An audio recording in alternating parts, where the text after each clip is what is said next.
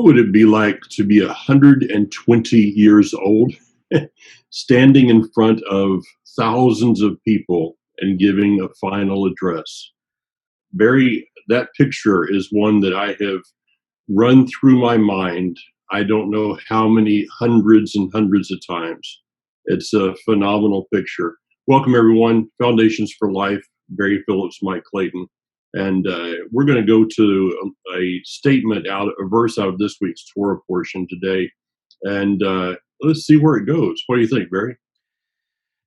Cannot imagine being 120 years old and climbing a mountain on my last day alive. If I could imagine being 120 years old, I don't know that I could imagine me standing on my own 2 feet or getting out of bed too easy. But well, the great thing about this is that if we all go along with Moshe's lifespan here, that makes me middle age. Yeah. And you're still just kind of getting up there almost to the peak of it. Almost. But, this man has had an amazing life. Consider 40 years in Egypt, 40 years out in the wilderness, looking at sheep, and then another 40 years looking at sheeple. There's this, that 40 years in the pasture was really his training for his 40 years in the pasture called wilderness. And he is standing there now, and he's down to his, basically we got the final song and a benediction of a blessing, and it's all over for the boy, right? Yeah. If God told you, I want you to stand in front of whoever your congregation is and tell them your last words. And when you finish, then you're going to walk from point A to point B, and I'm going to take you. How long would you talk? Yeah. He talked a long time. I mean, your wife has kidded me on occasion of being a little long-winded. Just a little. There's a congregation in Tulsa, Oklahoma that gave me a Native American name, Chief Longwind. But 34 chapters in Deuteronomy, and then he comes to the end. But you're right. I mean, it's possible we might have made a few more chapters right there. But Barry, I was teaching the Living Torah program that will be released tomorrow online. I was recording that yesterday, and something just kind of struck me out of the blue that maybe, hopefully this is something that's inspired and not just, something that was just my own making. But when he says, I am 120 years old today. I can't get around any longer. Moreover, Adonai said to me, goes on and says, you will not cross the Jordan. The scriptures that you use and the title of the translation, the scriptures, and in Hebrew, says more of this. I can no longer come in and go out. Mm-hmm. Now, when I was looking at that yesterday, it was like, there's something there. And then it kind of, this inspirational moment that I talked to you a little bit about yesterday, we want to talk about more today, is the possibility that what he's saying is this, that I've lived in 2 different realms most of my life. Specifically from the time of the burning bush. He was in the presence of the Almighty at the bush, then was in the realm of Pharaoh's palace. He was on the mountain, having this amazing time of receiving the commandments, and then he's in the, he's there with the people, with Korach and all of these. Is he maybe saying, I've come to the place in my life that I can no longer go between these 2 realms. A realm has been chosen for me, and I'm going to enter into it. Is that plausible? It's very plausible. When you presented the idea to me, my mind immediately went into high gear. I did a teaching a number of years ago, Mike, about what realm are you in? And I was trying to focus on the protocols of the Levitical priesthood and uh, give the idea that when they went into the tabernacle complex, when they walked through that outer gate, it wasn't like, well, let's go to work today. Yeah. Let's go punch the time clock until we go home today. They were stepping into another realm. They got up in the physical realm, had breakfast, whatever they did in the morning rituals of cleaning themselves, bathing, washing, dressing. When they walked through that wall, that outer gate wall, it stepped into that courtyard. They may have been thinking, are the blades on the knives sharp enough today, or all of the toolings that we need, the skinning knives, is the apparatus situated? But they were in another realm. They walked barefoot. The Kohen Haggadol dressed more elaborately than most kings, but he went barefoot. Literally, I think they had to be barefooted in order to stay grounded, because of the authority and the power that was flowing in that arena. If they were not grounded, could have been dangerous. Hmm.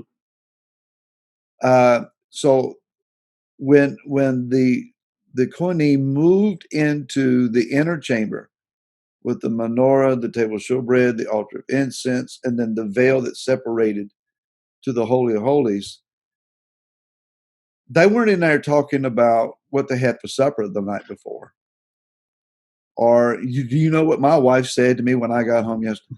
Their minds and their focus had to be completely set apart. This is unlike any other place in the earth. What realm are you moving in? It is so easy to get caught up, especially with all that has filled the news and the media today. Yeah. With that which is of the flesh and that is carnally appetited. Can you say appetited? Is that such a word? Of the fleshly appetites. And then someone will call you up and present a dire need. You got to shift gears. I was just angry about the riots in the streets or something, some political statement that was made, and ranting and raving about that. And now I've got to somehow maneuver myself over into another realm and be connected to the Most High. We're like the pendulum on a grandfather clock. We're swinging back and forth between the realms. That's a hard thing to do. But there are definitive lines between the realm of this present physical fleshly world and that which is of the spirit.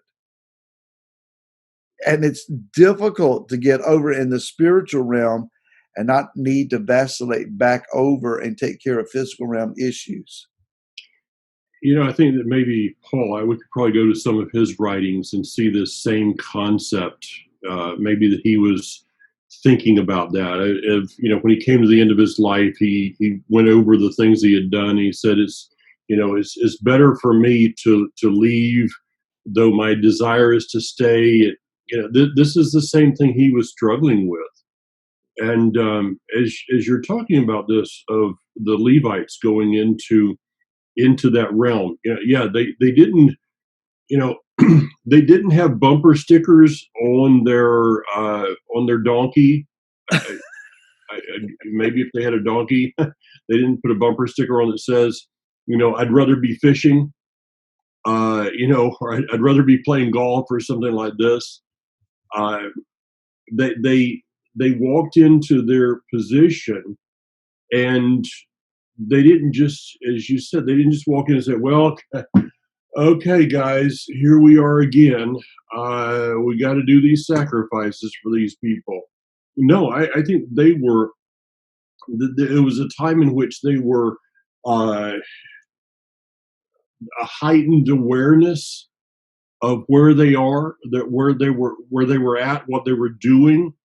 Um, but at the same time, I think that we've probably, and anyone who's ever, look, okay, I'm kind of going around in circles here, trying to get my thoughts together.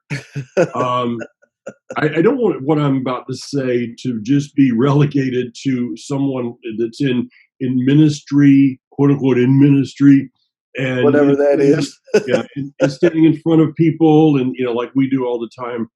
But I can tell you, it's not every time that I stand up in front of a group. There's times that you just, you're not on it that day, for whatever reason. But there are times that you walk into another realm. You grab that microphone, you turn that microphone on, you stand there and you enter into another realm. And I'm sure you can attest to this, that when you come back out of that realm, you're exhausted. Oh, absolutely. Your body is totally and completely spent in that moment, because you've literally gone between a couple of veils. Now, the reason I want this to not sound like it's just for people in ministry is because, according to the word, everyone is to be in ministry. And so there should be times during our day that each of us has divine appointments along the way, that all of a sudden you're standing there talking with someone, you're on the phone with someone, and you realize that you've gone into somewhere that's different than where you started. Am I making myself kind of halfway clear there? Yes, I'm going to go down a short trail here, a very short one, Okay. regarding some things that you and I have talked on many, many times before. Um, there was an outpouring that took place in the 1990s that and you know as well, were very fortunate to be a part of. I have to stop and just remind myself, not everyone has had my personal experiences. You reminded me over and again, Barry, your family, that's not normal by today's standards. Yeah. I'm very, very thankful for my family and my background, my family foundation, and that it was a righteous home. But I've also added on to that, I was raised in a Pentecostal church where it was very frequent that things were electrified. I'm not talking about the instruments. I'm talking about the air became like it was electric. I saw things. Yeah. I have seen healings. I have seen great wisdom suddenly appear in people's voices. Of course, I've seen the fanatical and the emotional and all of that as well. But during the 1990s, there was an outpouring that took place. It wasn't just in Brownsville Assembly of God in Pensacola, Florida. It was in multiple spots across this country and indeed around the world, for that matter. But I remember an occasion of experiencing this style outpouring in Ohio. And we had, I don't know, 7 or 8 guys in a Suburban driving from Ohio down to far southwestern Virginia. It was probably an 8-hour ride. And Mike, there were moments where we sat in a restaurant. We went into a restaurant to get something to eat. And I remember that the joy of Yah was all over us. We were ecstatically laughing. People were looking at us. Are those guys drunk or what? What is going on here? And I will never forget, I got into this large booth where we're all going to sit, and I set my plate down, and I picked up my eating utensils and looked at my food and just broke. And a washing of tears was falling off my face into my food. And I looked up and somebody said, "Oh man, don't you do that to me." Now, next thing you know, the whole table is weeping. And then somebody snickered, and we're all laughing, and we're vacillating between the expressions of joy and the overwhelming tears of joy, but also tears of the brokenness of our need. I've experienced and tasted the joy and the power of the Most High, but at the same time, I'm full of the awareness of who I am and what I am and how much I need Him. I got to tell you, that was an interesting ride home. Yeah. But it radically changed my life. Now, what I'm describing is you function during the day in a physical realm world, but we should never lose an awareness of who we are, who we're attached to, and the realm that we are vitally connected to. Yeshua hung on a tree with his arms spread out. Maybe in a manner of speaking, he was reaching out with one hand to the physical realm world and with the other to the throne of his Father, and he became the bridge at that moment.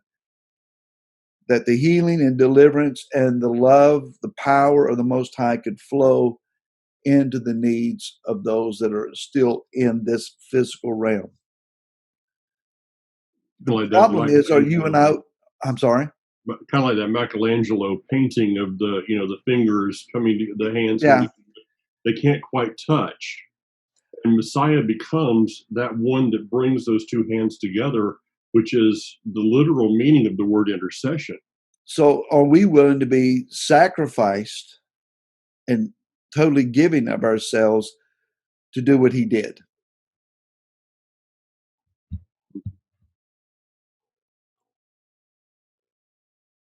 Yes. Yeah. There's a question. Okay, let's go back to Moshe with that as a hanging question right there, because it's one that each person has to answer for themselves. That's a question that you cannot answer for someone else. I cannot answer that for someone else. It's a question that each person has to answer individually. So I picture you said something about the pendulum swing. And so I'm kind of getting this thing of, that's where most of us go with back, forth, back, forth, back, forth. But is it that we are not to so much walk down the middle, but kind of to the, with our pendulum kind of stuck over toward the spiritual side, that we're more aware, again, these are concepts that when they start running through my mind, it goes into some crazy places. But as we walk this thing, it's like, okay, we got to live this balanced life. So that's like the middle of the road. But is it that we should be actually going more toward one side than the other? The person that walks down the middle of the road normally gets run over from cars going in both directions. All right. So you don't really want to. I got to go to Asheville today. I will not be driving down the middle of the road because it'd be nice knowing you after that point. So you want to stay over on the side over here, but is the tendency of life to, instead of staying slightly into from an American Western concept of driving on the right hand side of the road, instead of kind of leaning over on this side, are we tending to lean more toward the natural side and kind of driving a little precariously on the wrong side of the road as we focus too much on the natural realm of life instead of our focus being more on the spiritual realm? Did that make any sense at all? Yes. And it Okay, concerns me. Paused there too long. I was kind of wondering. It concerns me that I actually follow that.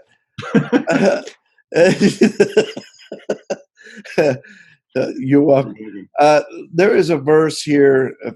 I'm turning to it. Galatians chapter number 5.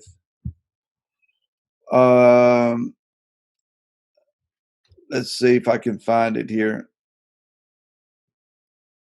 Verse 16. And I say, walk in the Spirit, and you shall not accomplish the lust of the flesh. Mm. For the flesh lusts against the spirit, and the spirit against the flesh, and these are opposed to each other, so that you do not do what you desire to do. Of course, he goes through the works of the spirit and the works of the flesh. The conclusion is found in verse 25. If we live in the spirit, let us also walk in the spirit. Okay. So there is a call that we walk in a spiritual arena predominantly,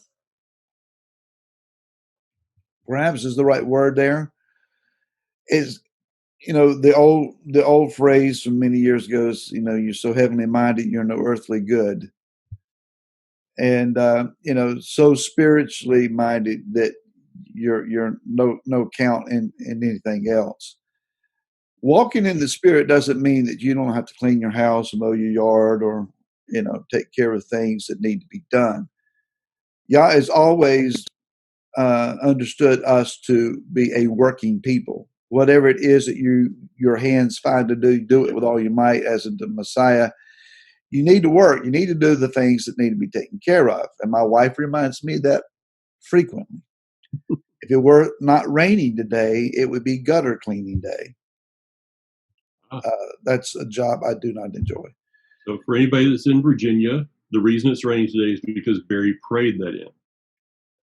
No, but I was not unhappy when I saw what was going on this morning. Okay. Now I lost my train of thought. That if people that are in need, people that are sick, people that are confused, people that are, bewildered with current status of things, they need someone to show up with a word of wisdom or a word of knowledge, some kind of healing in their hands, some sort of something to help them. If I am consumed in my flesh, if I am absorbed into the happenings of this current realm, where is the authority and the power that I need to operate significantly or strategically elsewhere? When I show up on at House of David on Shabbat, those that gather with us just assume that I've studied, that I prayed, and that I got my mind where it needs to be, so that when I open my mouth, there's going to be something significant to be stated. Maybe they're not aware of how many times I'm on point one and I'm praying, Father, where's point two? Come in point two, wherever you are. Hello, where are you at? Where am I at? And you're right. There are times that I picked up the guitar and I've hit one note and glory just dumped on top of us. And you step into that zone and you hold on. And I've literally stood there and watched my hands play things and heard myself play things on the guitar I don't know how to play. Rhythms and things and lyrics to words just or to songs just flood in, and I'm singing the song. It's never been written yet. There have been numerous occasions where spontaneously I'm singing a song and not just repeating a phrase again and again. I mean, full verses and choruses just drop in, and musicians are looking at each other, knowing we know it's happening, but how is this happening? I've stood like you and listened to myself preach or teach and think, who's doing the talking right now? My mouth's moving, but this is not on my notes page, and it's not something that I've considered beforehand. But the prophecy, the gift of prophecy is operating, and it's just, I'm just a conduit for this thing to work. Now, is that a frequent occasion? Not often enough. There's those moments that happens. The rest of the time, Mike, I better have studied and prayed because that's what I got. Yeah. If you're counting on those times, if you're counting on just, I'm just going to stand up there and see what happens. There's an amazing thing that happens in the room is anytime that I'm in a congregation, it doesn't take me long to figure out how many people, who in the room has some kind of prayer life and who doesn't. And it doesn't take them very long to figure out if I do. Yeah. Okay. Yeah. Now I want to go back to something you said. This old adage of they're so heavenly minded, they're no spiritual good. Let's retranslate that into what it actually means. Is that that person is living a life closer to the Almighty than I choose to be, and their life is convicting to me. I don't like it, and I'm trying to make an excuse for my below average life. Period. Well, Because that could be the case. let's face it. I mean, have you ever met anyone that actually is so heavenly minded there are no earthly good? I don't think that's possible. I do not believe it is possible to be. Now there are the wackos. Okay, there are those people out there that somehow they, you know, after you're done speaking, they come up to you and you know that this is not going to be something good, and you're trying to get the leader of the congregation's attention, Oh, get this person away from me. It's not that they're so spiritual, but they're certifiable. Okay, we both had them. But with that being said, to be spiritual minded yeah. is to be of earthly good. Yes. Unless we are spiritually minded. What made Moshe effective in his leadership abilities with the Hebrews is that he understood the two realms, and he knew that he must be more to this side in that spiritual realm if he was going to be effective in the natural realm. But then he came to the end of his life. The decision, the judgment had been made, and he said, I don't have. I think somewhere, and maybe I'm just reading something into this, but maybe somewhere in his mind, he's looking at Joshua, this relatively young man. I mean, he's not really young in our estimation, but compared to Moshe, he is. And he says, I know there's going to be a battle when they enter into the land. That man still has the energy to operate in the two realms. This earthly realm has worn me out. I'm ready to just walk away from this one and enter into the realm that I prefer to be in. Again, I think we could go to the Apostle Paul at Rav Shaul, and we could see him quoting the same thing. As you're saying that, I'm reminded of a testimony from probably 30 years ago.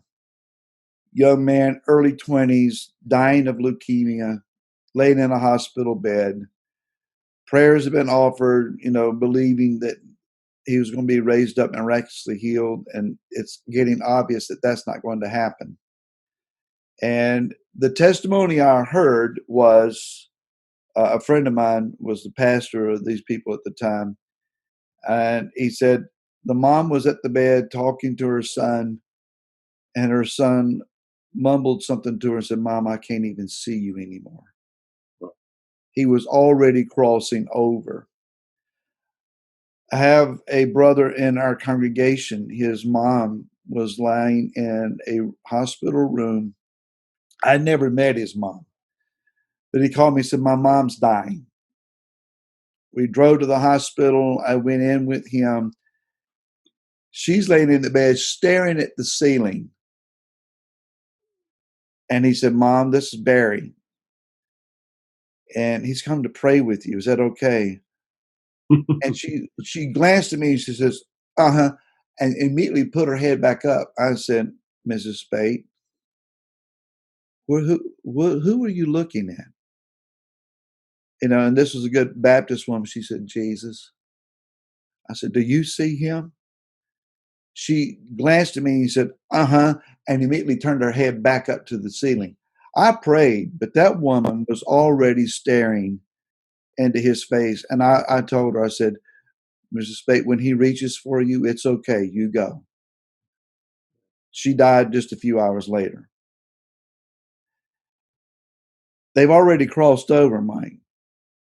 They don't have the ability to go there and come back here any longer. Mom has told me several times that my dad would be sitting in the living room in his recliner, and she'd hear him talking, and she didn't know whether he was singing. Dad liked to sit out on the front porch in his and the rocker thing out on the front porch. Mom said he'd make up songs and sing them, and she thought, well, maybe he's just in there singing, or maybe he's praying. But she said it sounded like conversation. So she would walk in, Charlie, who you praying? Who are you talking to? Oh, nobody. I mean, he just kind of brushed it off. Yeah. But Mike, I don't know how many times in the last couple of years in conversation with him, he stick out his hand and he start pointing at his fingers and naming the people that were peers in his church congregation with him that are now gone. And he'd name these people. And he'd look at me and say, they're all gone. I'd chime in, Dad, you still got time. You still got work to do. He's left you here. And I tried to help him find something that considered that he needed to get done. And nothing more that he liked better than to have a job to do. But I think, Mike, in a lot of ways, he was already transitioning from one realm to the other. There's a place where you get, they used to preach about Enoch. He walked with Yah, and he was closer to Yah's house than to his own. And Yah said, well, just come on home with me. And he's been there ever since. And maybe what the purpose of all this that we're talking about today, Barry, is this. I find, and I said this on my Living Torah video, I find myself so disconnected from this world system, from the political system, from the stuff that's the diatribe of so-called news that's out there. There's a place that just says, let's be done with this. It's time to climb the mountain. It's time to enter into that other realm called his kingdom. Let's just see this thing wrap up. Let's call it a day and enter into his day. Mike, I turned the news on day before yesterday. I think it was about 9 or something in the morning. I barely got through 30, 45 seconds. No. The spirit of it, it's just, I had to turn it off. But here's something we need to keep in mind, I think. I think that this may be where Yah is taking us. I don't want us to be understood as we're saying that everybody's getting ready to die and go over into the other realm. No, it's the opposite. That realm is coming to the earth. Yeah. Now, the scriptures speak of the earth shaking violently. Yah says in the book of Hebrews, everything that can be shaken is going to be shaken, so that only the unshakable may remain. Genesis, or Bereshit 1 and 2, talks about the spirit hovering, incubating over the earth. Dr. Sakina talked about that the Hebrews suggest that it was causing things to vibrate and shake. The spiritual realm is getting ready to deposit the kingdom of heaven on the earth. As that realm is coming closer to our physical realm, it's going to cause all kinds of upheaval because the physical realm is going to shake under its authority. We need to be the people that are unshakable. Go ahead and let him shake the physical realm, attractions, fascinations out of us. so that we become the people of the Spirit, people of the Ruach, who are ready to receive the kingdom. The earth is in upheaval right now because that kingdom is coming close. It's kind of like turning the lights on and all the bugs run under the door or under the walls or wherever they go. The light is exposing things. Yeah. The light is exposing the darkness for what it is. It's up to us as the people of Elohim right now then to understand, am I going to be a lover of darkness or am I going to be attracted to the light? Men are going to do one of two things. They're either going to be repulsed by the light or they're going to absorb the light. True. So when Moshe says, I can't go out and come back in any longer, it's a little different for us in that the kingdom is coming.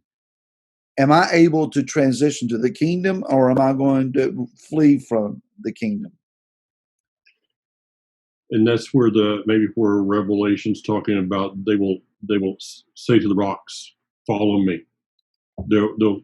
People will be trying so hard to hide themselves from that kingdom. Well, Barry, we're out of time. Pray that something that we said today is helpful to someone. And it certainly got my mind running. Yeah, I know. I got to drive to Asheville, so I'll. Well, talk about Kingdom of Darkness. Asheville, North Carolina. It's pretty close to it these days. So, Barry, take care. We will talk soon. Shalom, everyone.